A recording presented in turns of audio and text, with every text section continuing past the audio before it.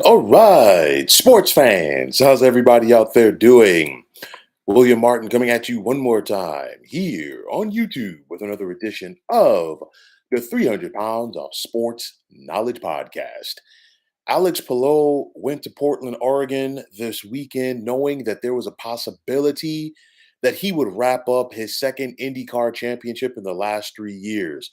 And when it was all said and done today, not only did Palou wrap up the title, but he did it in grand fashion as he took home the checkered flag at the Grand Prix of Portland. This has been a magical IndyCar season for Palou, who has five checkered flags to his credit, 16 top tens, and 12 top fives.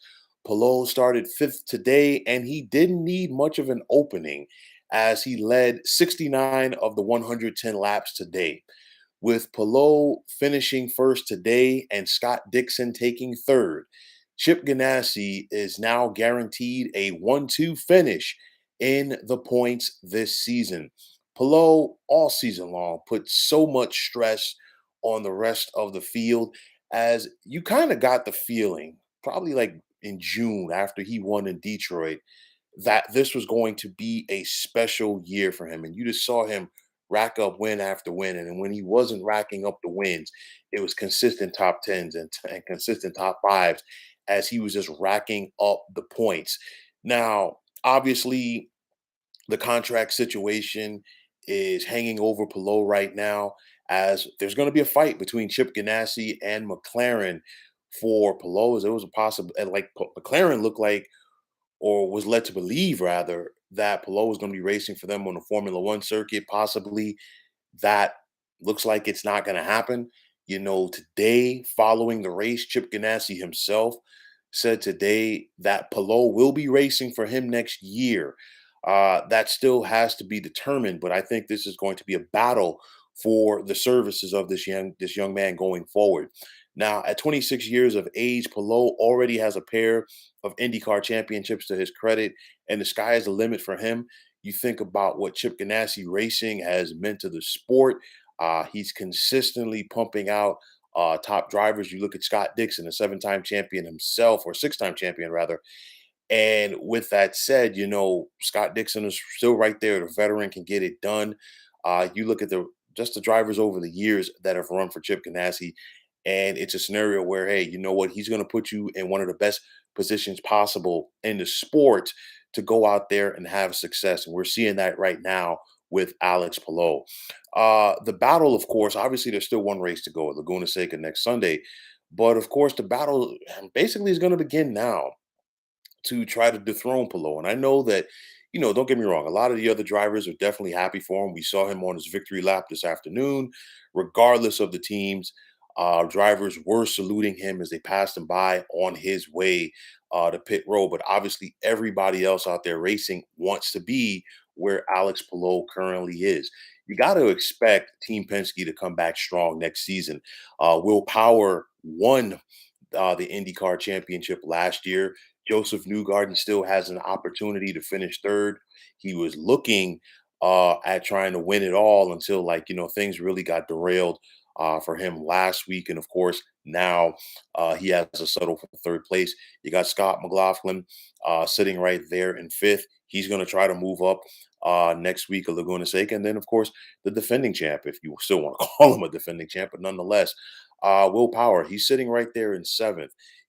That's good for certain teams, but obviously you got to expect Penske to come back strong, maybe even stronger rather, next year for 2024.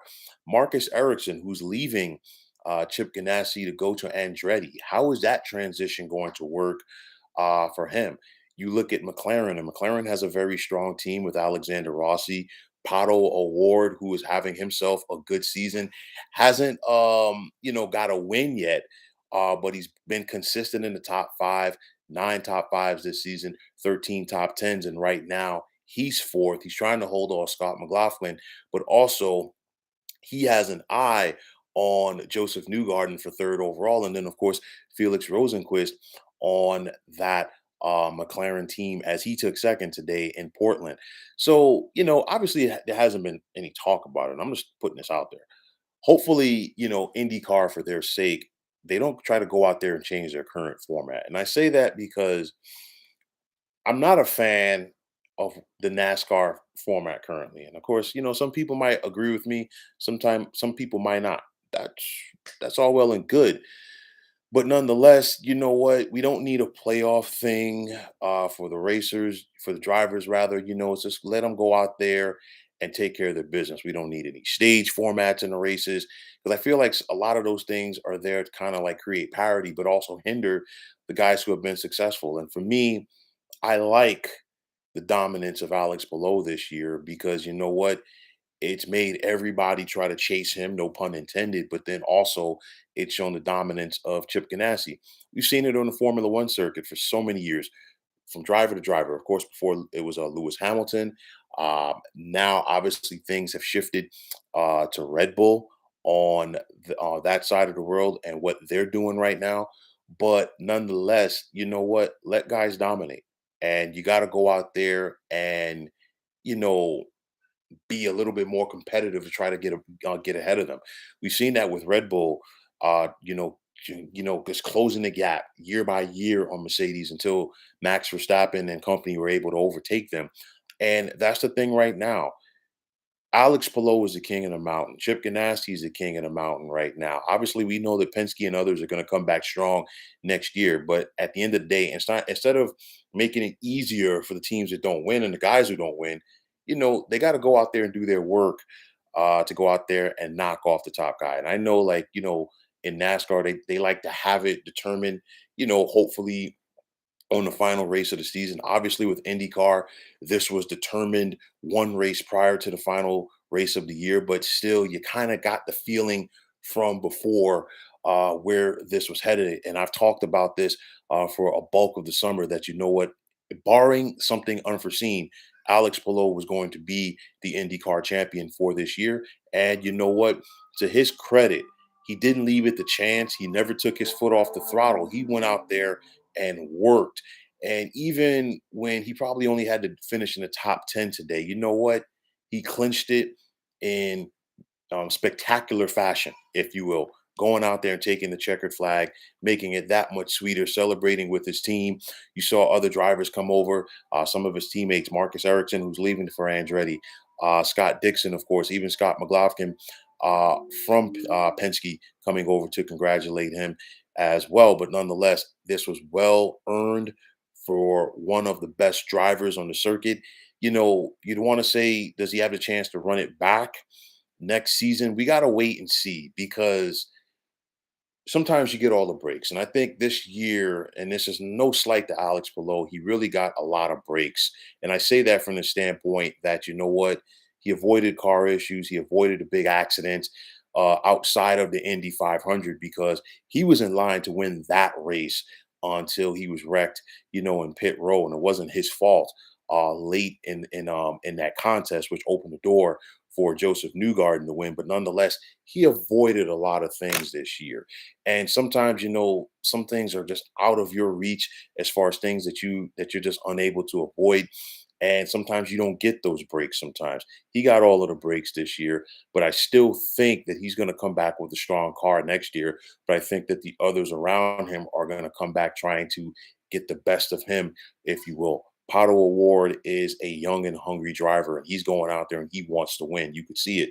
Joseph Newgarden wants to come back and get that championship. He was so close this year and it fell, from his grasp. Scott Dixon, Alex Palou's teammate.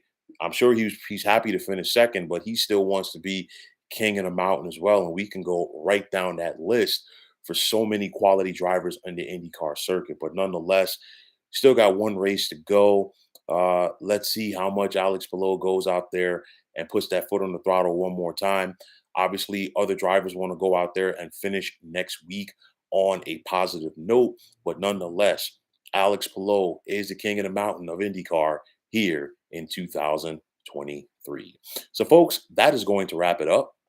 And as always, I want to take this time out to thank you for tuning into the 300 Pounds of Sports Knowledge podcast. here on YouTube. I want to take this time out to thank all of you fine folks out there for tuning in. And if you have not already, please feel free to subscribe to this channel. Now, if you're on Twitter, please feel free to follow me at 300 pounds of sports.